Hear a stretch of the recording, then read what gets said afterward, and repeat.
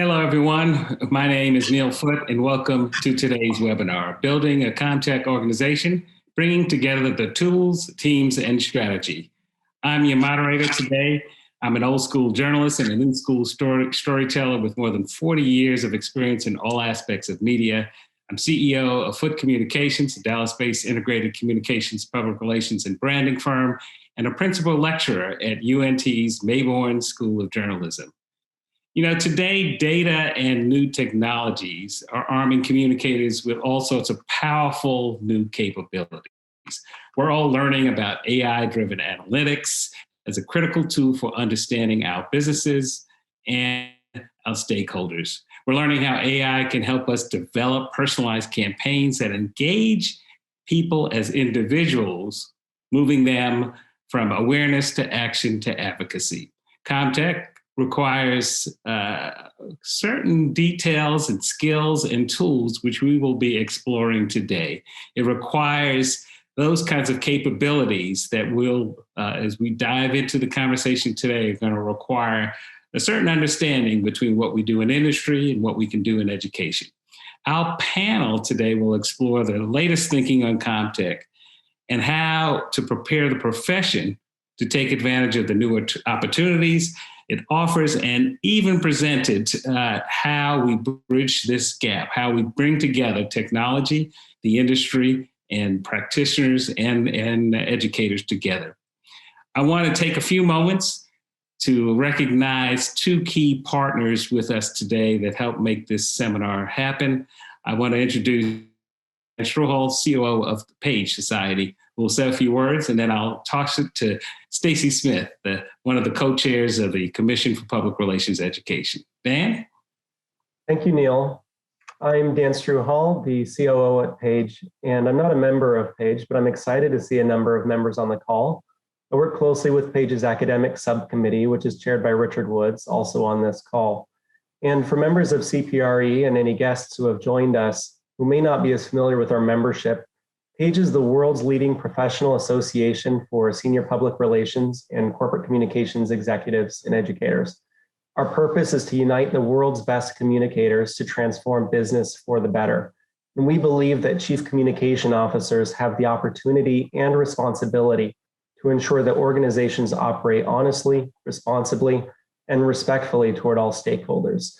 We're excited to partner with CPRE in strengthening the relationship between practitioners and the academy. Thank you, Dan. Stacy. Thank you, Neil. Thank you, Dan. I'm Stacy Smith, Senior Counsel and Partner at Jackson and Wagner. We're a behavioral public relations and management consulting firm.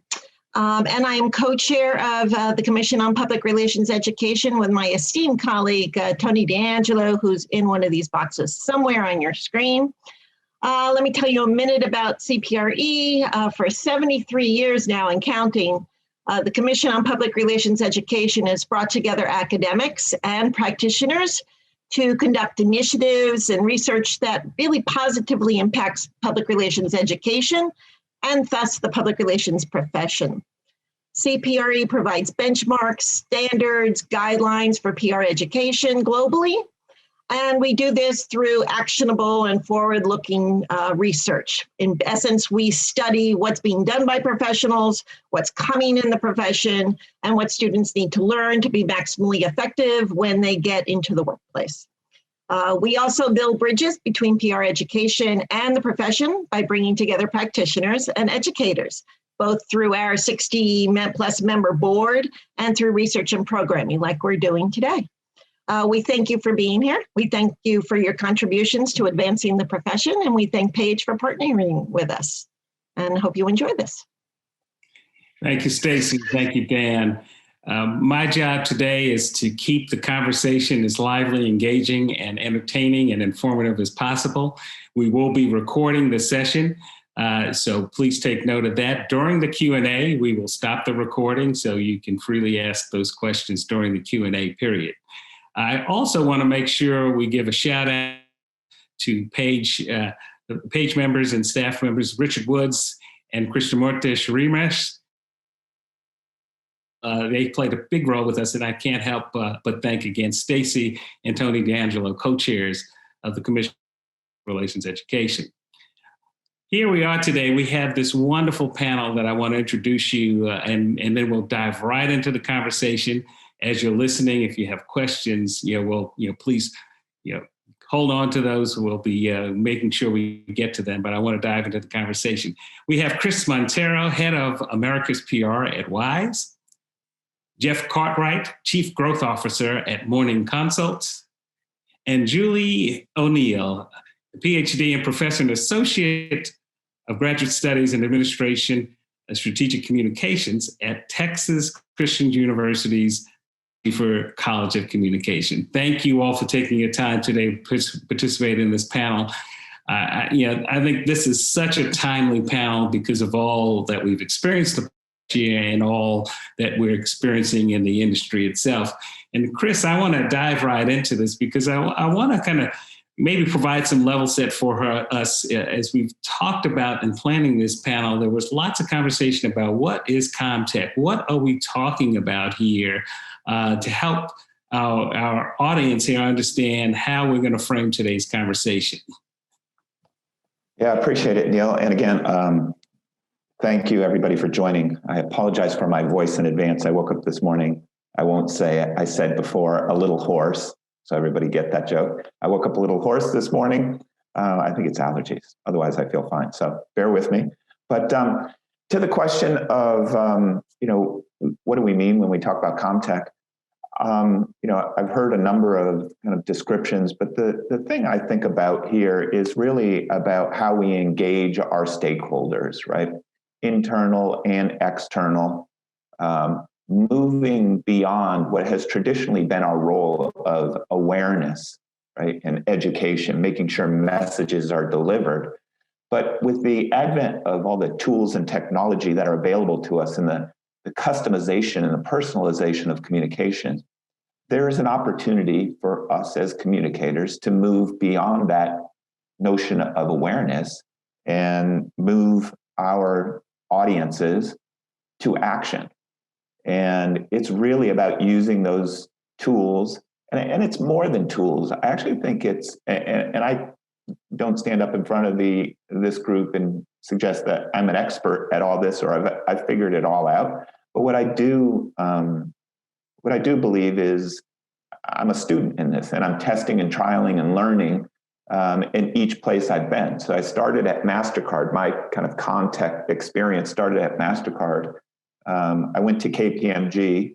In both roles, I was the Chief Communications Officer there. And now, as Neil said, I'm at a company called Wise. And each one was on a different journey, right? As it pertains to, where we were on the continuum regarding CommTech and what made sense inside of our organizations. So I think about it as moving from outputs to outcomes that really move folks in our audiences from awareness to action. What do we want them to do? What do we want employees to do? What do we want external audiences, the whole range of them, from consumers to policymakers, to think and do with our information? So I'll pause there, Neil. Hope that answered your question. No, I think that's a good way to kind of get us right into the subject. And Jeff, I want to bring you into the conversation. Your firm, Morning Consult, has had a lot of wonderful experiences that you shared with us in our conversations in preparing for this in using CommTech to assist not only clients, but also internally. Talk a little bit about, again, maybe tell our guests today what Morning Consult is, and then a couple examples of how I love the way this framing of awareness to action. I think that really brings it to home so well. So Jeff, please. Yeah, I also love that output to outcomes line. That was really great, and really great to be here with everyone. So just a bit about Morning Consult. I mean, our broader mission is to use technology to help leaders make better, faster, and more confident decisions. And so we have, of course, work across the C-suite, but for this audience, I mean, we work with communicators to really use our technology, data, and insights to drive that comm strategy. So just to give you a quick primer, we built a survey research technology that gives us access to more than 100 million people around the globe every single day. And we have funneled that into a SaaS platform, software as a service, called Morning Consult Intelligence. And so communicators are using that platform and in our survey research technology for a variety of reasons. A couple ones that I think really always seem to stand out is crisis comms, right? Because we're surveying so many people every single day on 4,000 brands and products and how they use them and think about them and everything in between. When a crisis hits, they can quickly turn to that to get that real-time insight. I think more and more CommTech and CommTech tools are helping you to react to things when you need to and how you need to. And so we really understand that's really crucial. That real-time insight is crucial. The other kind of popular one, and this will flow into my example, but is message testing, right? So back to Chris's idea from output to outcomes, CommTech is really helping communications leaders be more strategic. And so our communicators, the ones we work with, use our platform a lot for message testing. So that can be for the rapid response crisis comms. What do I need to say and who do I need to say to right now?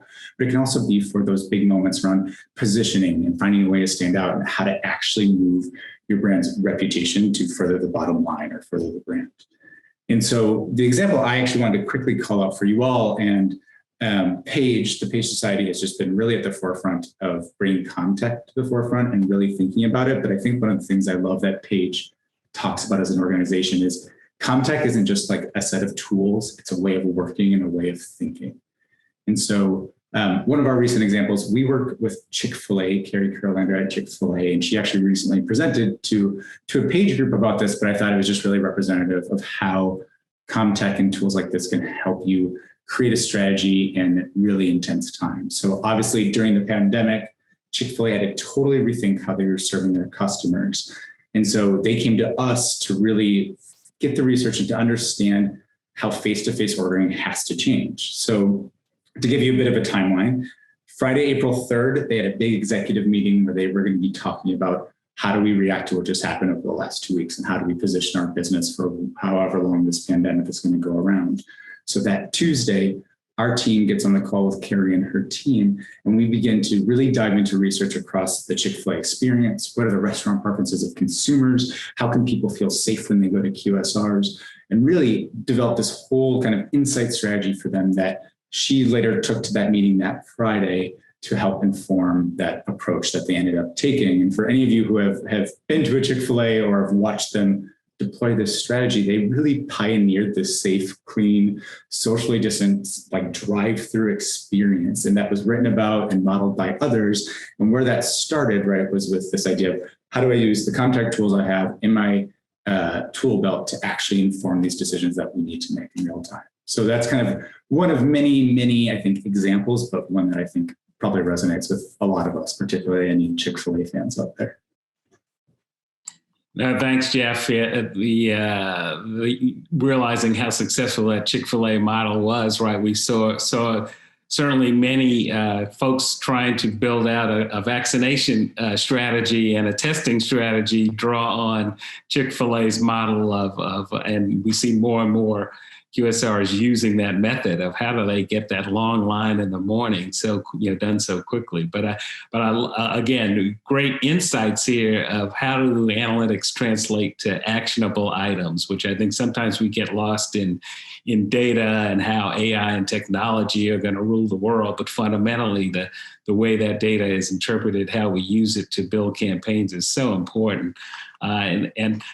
Julia, I know for us in the classroom, trying to keep up with so many of the, we balance this world of making sure our students get the fundamentals, but we also know we've got to get them thinking on the cutting edge in so much. Talk about some of the approach and the need for CommTech for educators out there trying to teach the latest the latest in technology, but also the fundamentals. How do you balance that in the classroom? What are some of the approaches and strategies we need to think about? Yeah, and that's a great question. I think and I can speak on my behalf and just my experience with other educators. And I think we're doing a really good job overall with teaching the basics. I think we have been teaching really good research and focusing on outcomes, whether changing attitudes, opinions, or behaviors. We do a good job of doing that in measurement. I think educators are working really hard, by and large, to learn new platforms and keep up with all these changes. And we're trying to pass that along as best we can to our students, whether it's Hootsuite or Facebook Analytics or Google Analytics or Meltwater, Radian 6. I mean, it's just always changing. I think one of our challenges is trying to be as nimble as possible with these very complex cases. And so the scenario that Jeff just provided to us, that was a very timely, time-sensitive, very short amount of time. You had lots of data very quickly, and we don't have that kind of project at our disposal to immerse our students in typically. They're normally working in a campaigns course or in a more with a client that might go on for 2 or 3 months. So it may not be as complex, or the time period may not be as compressed. So those are some of our challenges. I think we could also, it would be also very useful for educators to have more access to case studies, real examples, recent examples that we can share to our students. This is all the data that came in. This is how we look for insight in the data, and how we can make, moving forward strategy or outcomes. So that's my initial thoughts. That's great.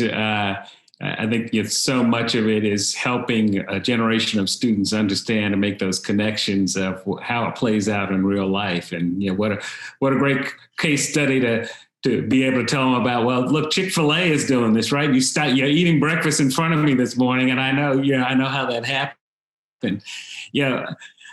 Chris, I want to bounce back to you because here it is. We're listening to if I'm listening to this conversation and I have a small agency, maybe even a big one, my mind is spinning right now because I'm looking at the team that I have, I'm looking at the expertise I have, and I'm thinking right now, oh my gosh, do I have to sit down with my executive team and figure out how we reorganize to get a new team? Talk about organizationally, how do companies and agencies have to embrace CommTech?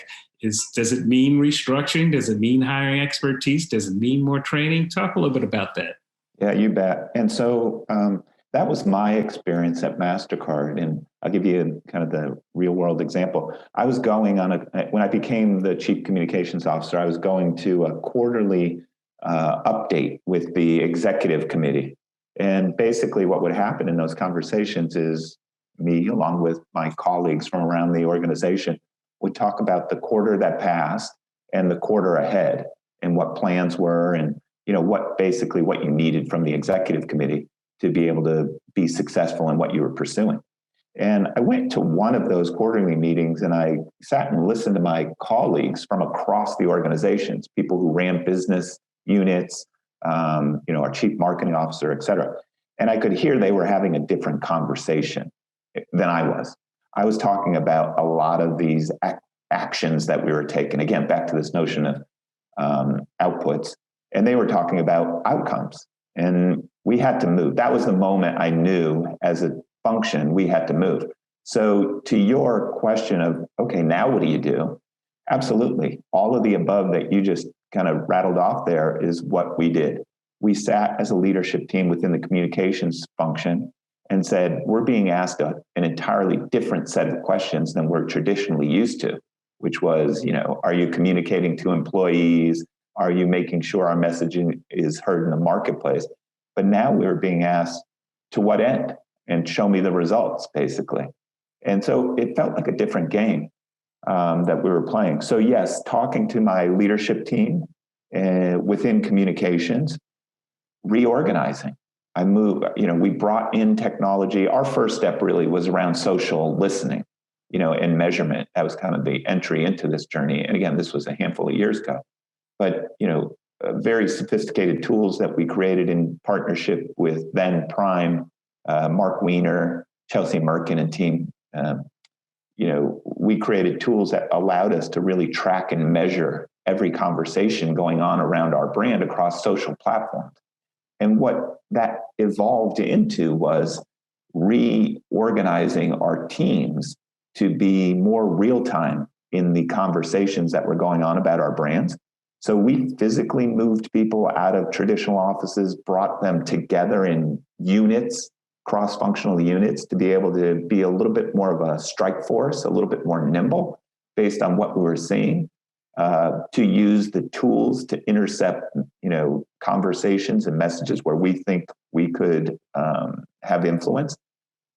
And then, yes, absolutely, we had to bring in some new and different talent, folks who were either more comfortable with some of these tools or had a little bit of a data and analytics lens to the work as well. So that coupled with additional training across the team to expose people to the new world of communications really kind of galvanized our team. It energized the team. We were doing work in different spaces now. We were serving as a strategic counselor to the business in a new and different way with quantifiable data. And it empowered the communications team from going from that, order taking mentality to being that strategic counselor.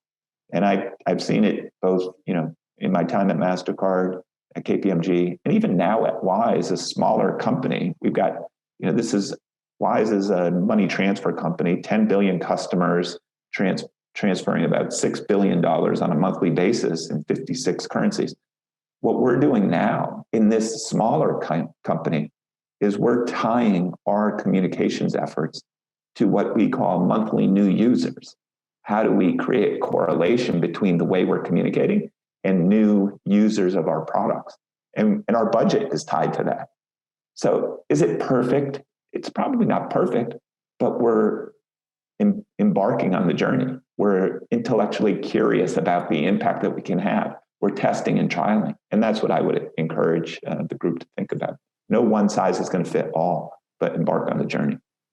No, thanks for that, Chris, because I think that's, as we all know, with disruptive change and particularly innovative change, there's this anxiety that exists certainly in organizations of how quickly do we move? Do we, are there those new competitors who are going to take space that we should already own? And Jeff, Chris kind of offered some insights there. Have you all been going through a retooling, or is that a mindset that you've done, or from the outset of how we're going to approach our clients and our strategy toward campaigns and implementing those strategies with clients?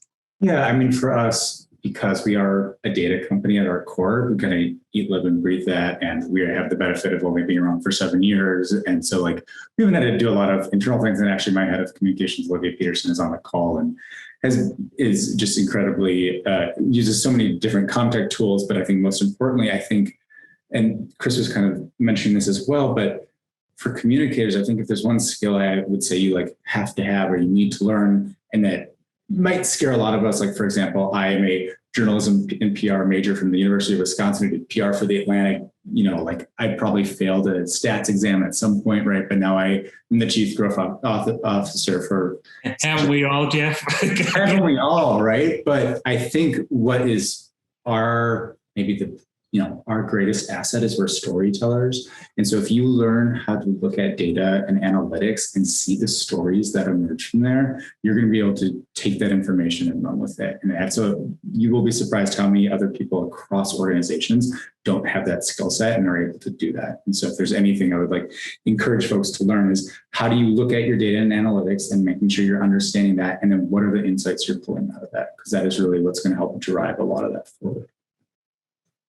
And Neil, one thing, I was thinking back to what Julie was saying in describing how the academic side of the house is trying to keep up with the latest and greatest tools, and they're changing and evolving. Her conversation right there could equally apply to the profession. There are changing tools. We are trying to learn and test and trial. So I think we're on this journey together. It sounded quite familiar to me the way she was describing it from an academic's perspective as well.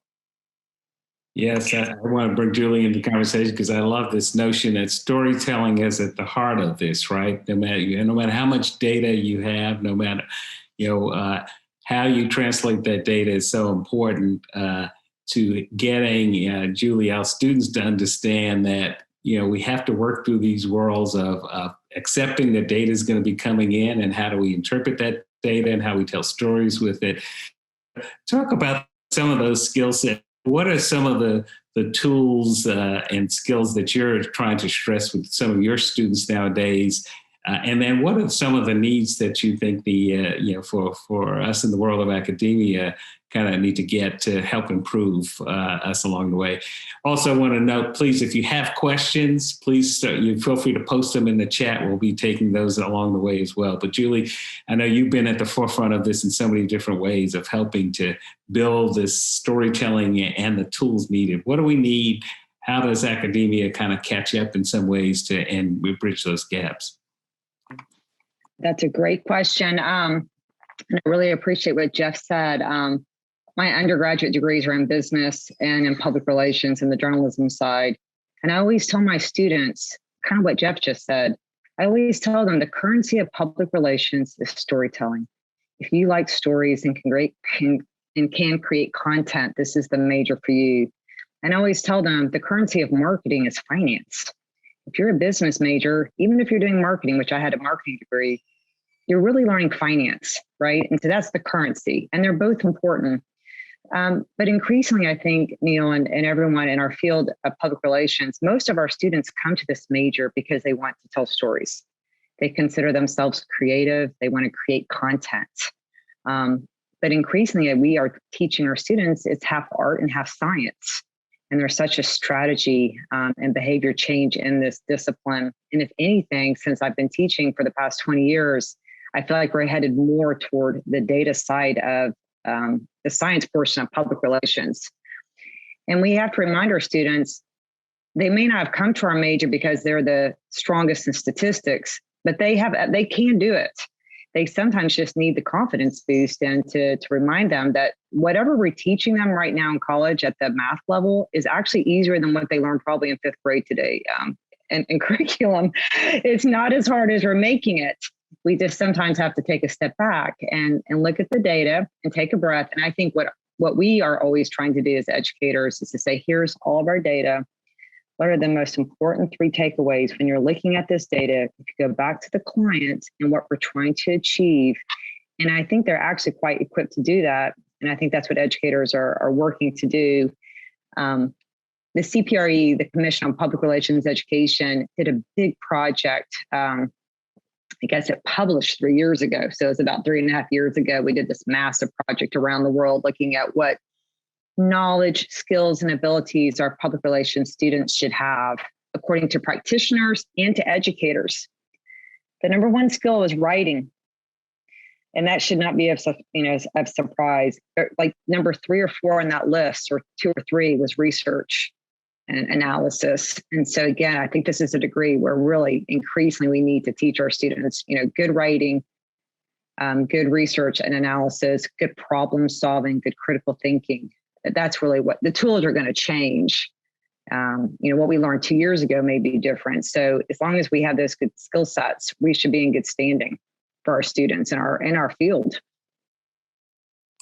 Now that's good to know. And I love the notion here that we're talking about, CommTech as a functional skill that really requires some of the fundamental skills of storytelling. I'm wondering, Jeff, as you mentioned, your firm, you've kind of made that pivot to the data side. And this may be useful to some of our educators and even some of the students who may be in our conversation. How did you make that pivot? What helped you get over the fear that in this world where communication and technology is merging, that this is a reality, we can't run away from it? Yeah, and I don't know if I would say it was a fear, like we kind of naturally took it in as we built here, so we have that added benefit. But I think when you can use CommTech in a way that, and back to what Chris was saying, like outputs to outcomes, if you know that story that you placed in X place drove, 1,000 new customers, that has a lot of power when it comes to the role of the communications function within an organization, right? And so when you are able to use tools like that kind of give you that show the actual ROI, that actually show that you are helping move the organization forward, that is actually a really, really powerful tool in making sure that comms is at the forefront of an organization. And so for anyone who is hesitant or anyone who's worried about it, and again, this is something that Paige has made very clear as well, is that it's really important that we're using these tools because it's allowing us to actually show our value and show what's moving the ball forward. Very similar to how marketing does it on their end. We're starting to have those tools as well. And yes, it's not perfect at the end of the day, but it is actually really starting to give us a bigger seat at the table. Well, thank you. And Chris, you alluded to some of the new hiring that you've done in recent years to kind of retool the company in some ways. What are some of the aspects in the resumes that you're looking for? What are the skill sets? Are there certain things that you're looking for?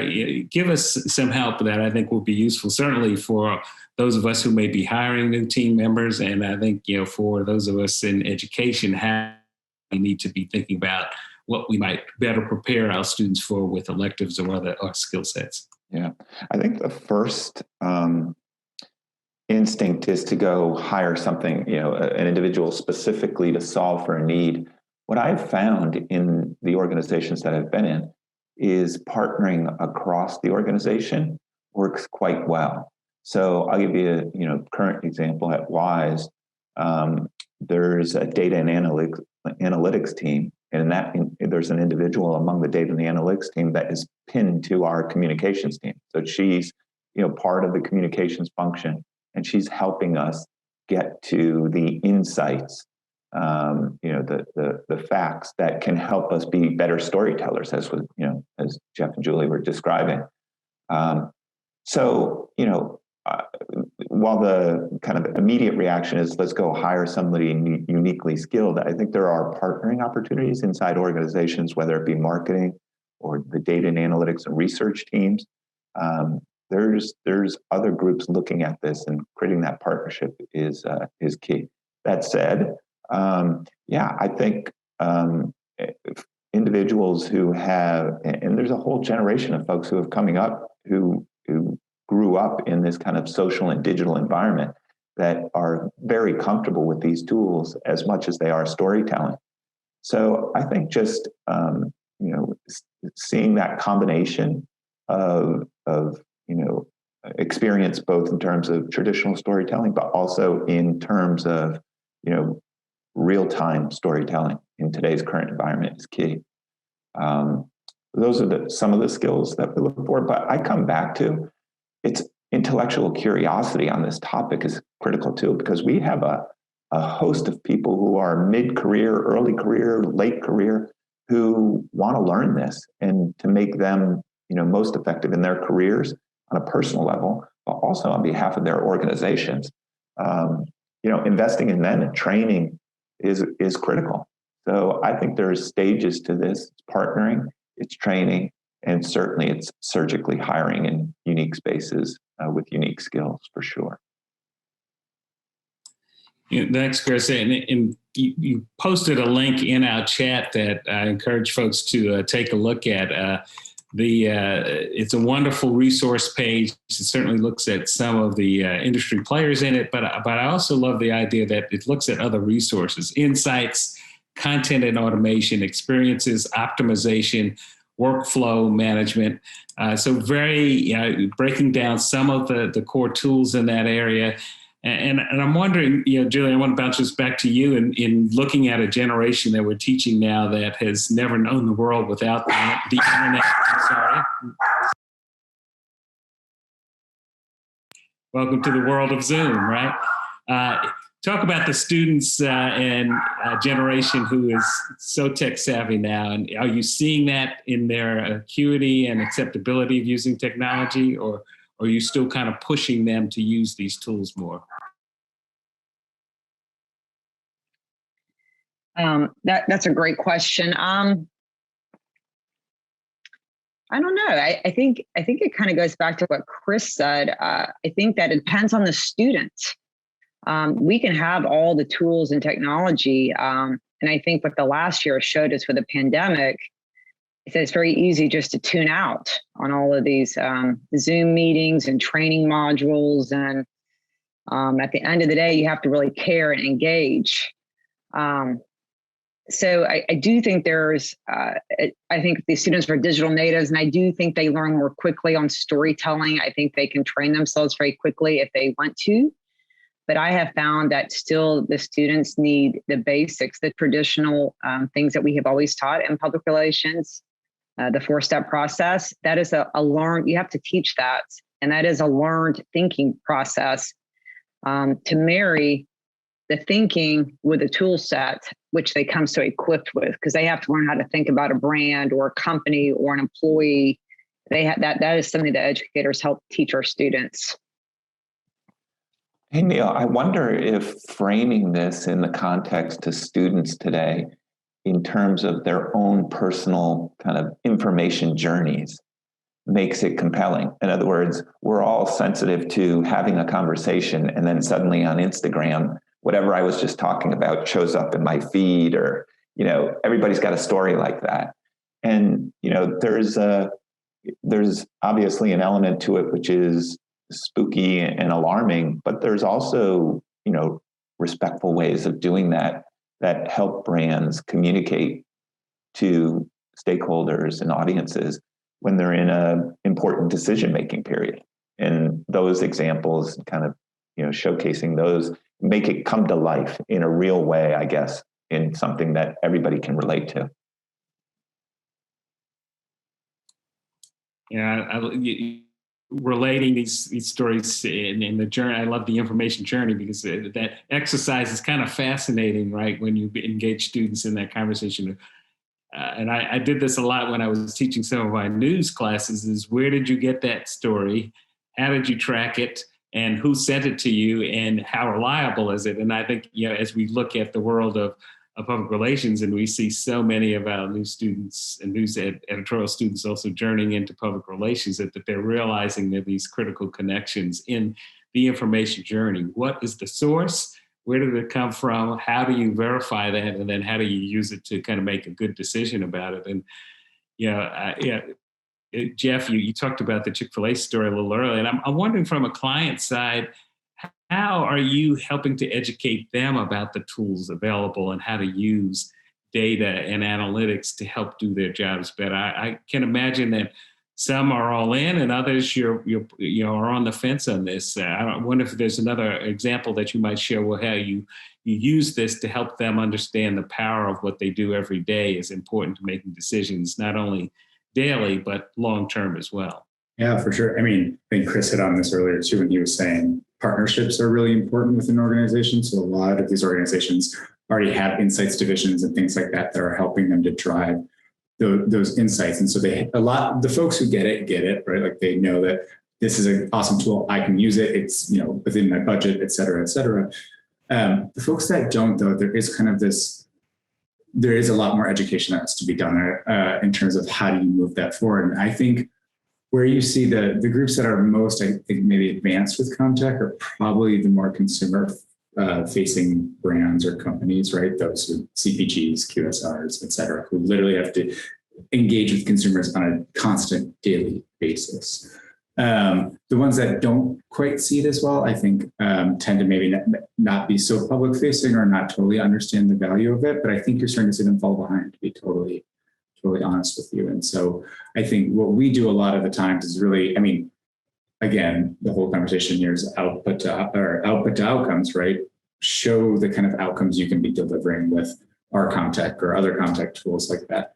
And so for us, we've really been focusing on outcomes, and you kind of see the eyes light up when they go, oh, I can go from this to that. And oh, it only, takes this kind of thing. And yes, of course, there's restructuring or rethinking or things like that. But I think, you find that one CommTech tool that you think will advance your objectives the most, you invest in that, you show the ROI on it, and pretty soon your organization is really going to quickly realize that we need to invest in a broader strategy around CommTech. If I'm trying to make one decision in the CommTech world and with my organization, what's one of the first steps I should take? I don't know if that's Jeff or Chris, if you want to dive into that. Chris, I'm welcome to throw it to you as well. But Sure. I think first and foremost, I would start with just ensuring, and a lot of good companies have this, but I think it's fundamental is, the insights that you have, the measurement, and there's two reasons for that on a foundational basis. One is, let's understand what's working for us as an entity in the work that we're doing today, So I would start building from there. That measurement, if you will, those insights that come from that measurement really allow us to understand what's going on in the landscape, both within our organization, but also our competitive set. And so seeing data in that way, in my mind, was always the building block to go to, all right, if that's what's going on in the marketplace, while we may want our stakeholders to think A or B about us, this is the reality of what we're getting fed back in an independent way. And we've got to make some adjustments because our competitors are moving into this space, or we're not delivering the results. The work that we're doing isn't achieving the results that we thought it might, achieve. And Richard asked a question kind of in the chat to me directly about, giving an example of something that we tried and didn't work, but how do we know and how do we figure it out? What do we do, kind of thing. Listen, I'm early days at Wise, but I can see already there was programs in place that maybe didn't perform as well. So we're unpacking some of the data there. But the example I would use back in my time, and all of these examples, whether it be the link in the chat that I sent, or even this one, are designed to kind of bring this conversation down to a tangible level that says, this is how it works in the real world. At MasterCard, we were launching a new product. We thought it was all about speed and convenience. But when we went and just did the basic listening exercises through social media and through measurement, we found that people were hesitant with our product in this particular kind of lane. And it had nothing to do with speed or convenience. Yeah, they wanted it, but it had everything to do with personal security. So what we did in that moment, while we were moving out on speed and convenience, we were launching at a trade show. At the last minute, we adjusted all of our messaging to be about security, personal security. And that came as a result of the insights we were providing, or kind of getting through these tools. So there's course corrections that it can create that create, distinction and an understanding of what your stakeholders seek. It just makes the communications more effective. So those are a couple of examples that I think about, in terms of the question being asked here. Thank you, Chris. Again, we're here today. This is just a wonderful conversation. Continue to post your questions. We have a couple in the chat that I want to get to as we get into the last section of our conversation here. First, I want to thank Elizabeth for pointing to this very important point that CPRE does and recently did, that's available on the CPRE website, Fast Forward Report, Foundation of Future States. And much of the great work that we've been doing at CPRE is trying to look at what we're doing and look into the future. And there's some great projects we're working on that are really going to help CPRE even align that much more with what the industry is doing. I want to take this question from Stacy. We've talked about using CommTech to tell stories, but how can we use it to better build conversations and relationships? Can it really be used to build trust? I throw that to the panel. I don't know if Jeff or Julie, you want to dive into that one?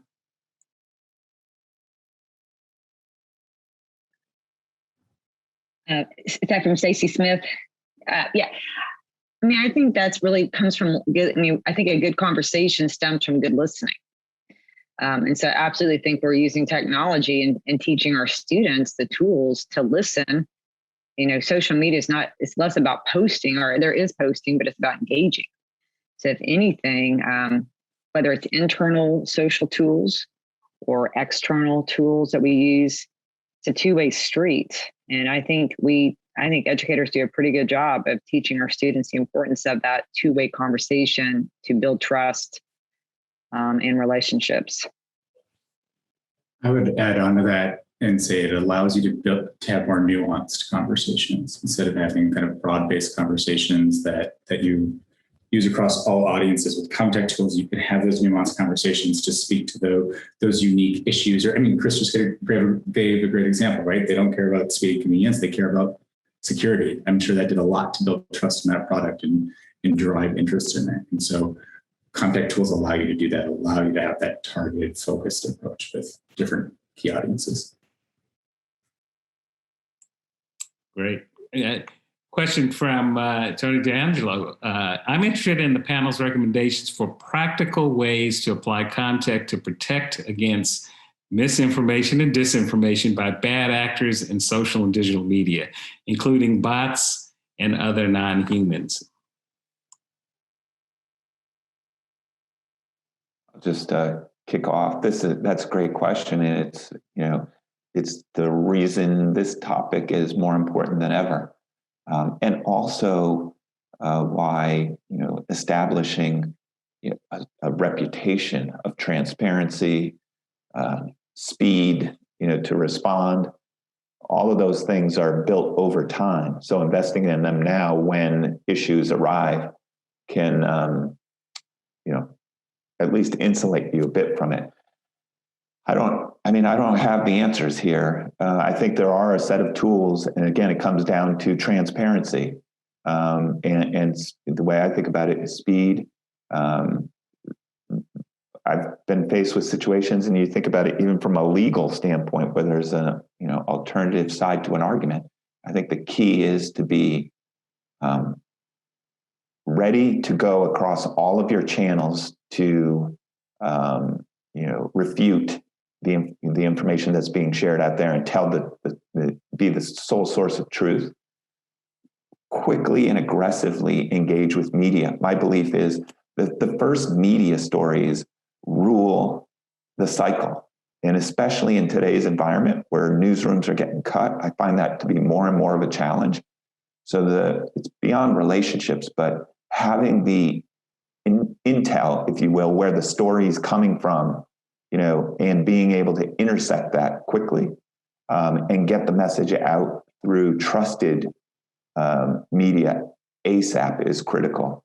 I see this challenging our industry right now, and making sure that the first stories have it accurate before they just keep running.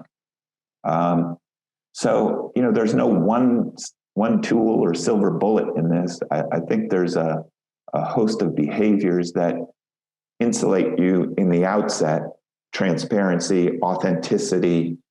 So you build a good kind of protection system, an immunity system, if you will. And then when the moment arrives, trotting those same trusted resources out in a very timely and very transparent and aggressive way is what I see, to call it out as it is.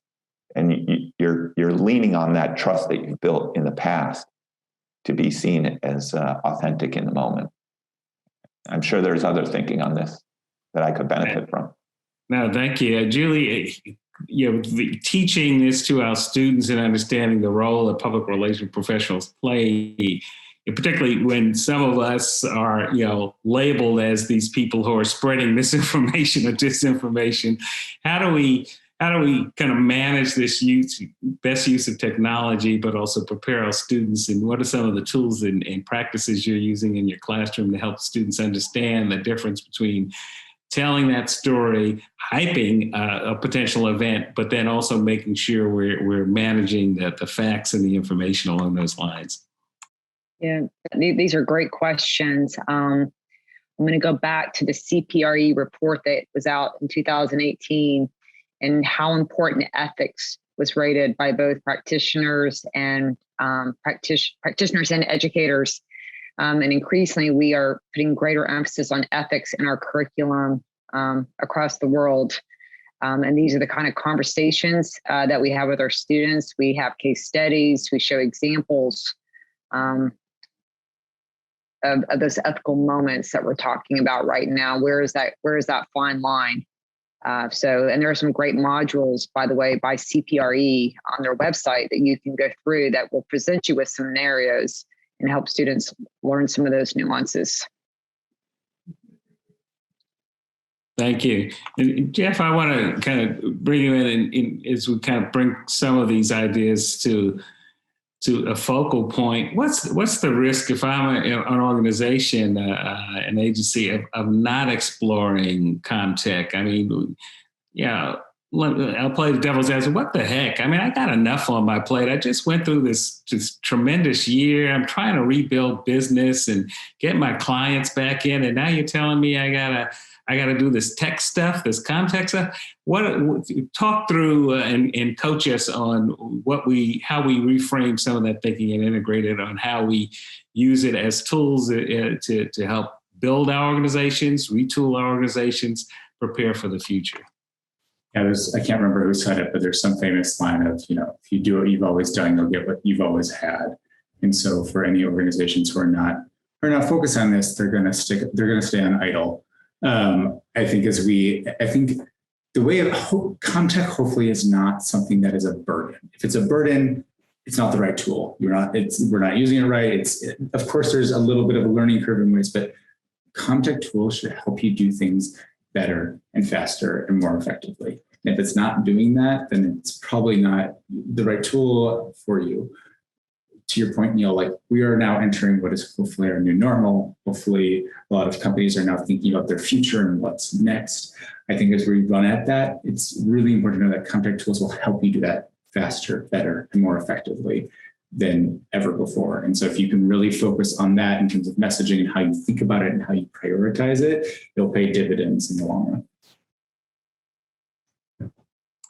Hey, Chris, would you add to that? I mean, what's your advice to colleagues in the business trying to figure this out right now? And what's the sense of urgency now? We've always had data. What else is new? Our marketing departments would come to us with all these reports and all sorts of information. So how is this more relevant to my business today than it was 5 years ago, 10 years ago? Yeah, I think the world's just moving so quickly in this space. And honestly, from an industry standpoint, I worry about ensuring that we have the relevance that we deserve as practitioners inside our organizations. And the way to do that is to be at the forefront of this conversation. I want to be, as a communicator, part of the journey going forward in terms of the way we're growing our business, not just a defensive kind of goalie, in communications that writes things or, creates annual reports or speeches. There's a much larger role for us to play in communications, which is on the front foot of this topic. And this tool, these set of tools that we're talking about here, think about it, just the question being raised about disinformation, and companies have suffered greatly from that, on the bottom line, and seeing their stocks get pummeled. Our ability to see that through these tools before it arrives on our shores and be able to respond and react using the same tools that are being used, I think is our obligation as communicators, to sharpen our skills, to use the latest tools that are available to us. Otherwise, I fear there's a future where we're relegated to a limited set of, tasks, if you will, across the organization that feel a little more traditional and historic versus current and front-footed. And we're seeing this in every industry everywhere, certainly. And so I don't think public relations communications is unique to this. And we certainly, the past year has shown us in education, Julie, that technology is either our friend or foe in some cases. And as we've looked at this conversation, and you alluded to it a little bit earlier on at the outset, as what is it that we can do with industry to help our public relations professionals, teaching folks like you around the country? And how do we work with industry to help get some of this knowledge and insight passed through us to our students? What are some ideas or thoughts or suggestions or calls to action that you think might be useful? Sure. There's a number of ways. The smallest way is to perhaps be a guest lecturer in a class, or to be a mentor to a student, be a speaker to a club. On a larger scale is to partner with a project for a university. If you're working on a project and you have a local university or you have a connection somewhere, try to partner or offer that up to the professor, because we're always looking for good projects that we can use real-time projects to teach our students these skill sets. I think the importance of internships. Our students need good internships. We recommend at CPRE that all students should have an internship. Where I teach at TCU, we tell our students you should have 3 internships at least before you graduate. So we need these good internships from our friends and corporations and nonprofit organizations and so forth. And then I think the last way is to continue to maybe provide some case studies. I find that I have to work hard with my own connections to find these great examples. And these case studies quickly become outdated that we find online, sometimes on websites. But again, if we're able to share that so that students can really understand the nuances of the data, it's really usually in the nuances that you really understand how to do insight. Yeah, I love that. I think the timeliness of this content, particularly in the classroom, is so important for students who feel that they can now access info, usually real time in our classrooms, right, Julie? Yeah. They're saying, well, that's kind of old, Professor Foote. Have you seen this one? It's like, oh no, tell me about it, right? So we learn as much from our students in so many ways about things that are happening in real time that really tie back to the theme that we've had today, building a CommTech organization, bringing together the tools, teams, and strategy.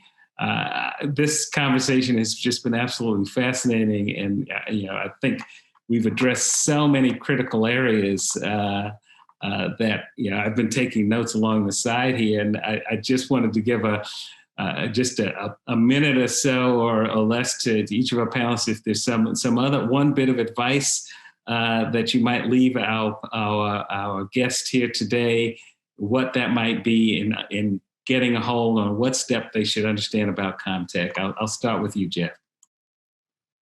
All right. I kind of alluded this to a little bit before, but I think the one thing I'll leave you with is maybe this practical advice of, again, CommTech is a mindset that you don't need every tool in the book to get started. You need to understand what's most important to advancing your goals, and then think of CommTech again as a better, faster, more effective way of getting those results. And so find that one thing that's going to be the most impactful for your brand and organization and start there. And again, I think once you can show how CommTech has really moved that tactic or that strategy along, you'll very quickly be able to get buy-in on a broader CommTech strategy and tool set for your organization. Great, thanks, Julie. I might conclude with, again, how I started, again, that public relations or communication is really half art and half science, and that increasingly we're moving more toward the science side, and that we are equipped, but we need to keep up with these changes and be sure we're teaching our next generation about data and how to analyze data so that, as Chris reminded our audience, that we remain relevant. Thank you, Julie. Chris? Yeah, I think the more we can make this tangible, this conversation tangible, bringing this notion of CommTech from a complicated theoretical practice down to let's start with what are we trying to accomplish, and even walking towards, as Jeff and Julie talked about, just walking towards some of the tools and getting experience with them, getting exposed to them, having in the classroom, having somebody from one of these organizations come, and they're doing presentations all the time about capabilities and solutions. Just exposing people to the set of tools, kind of eliminates the mystery behind it, I think. And the more we do that, I think the better we'll become. Well said, Chris. We've talked about so much here. We've talked a little bit about the technology. We've talked about the storytelling. We talked about the importance of relationships. We talked about awareness to action and outputs to outcomes.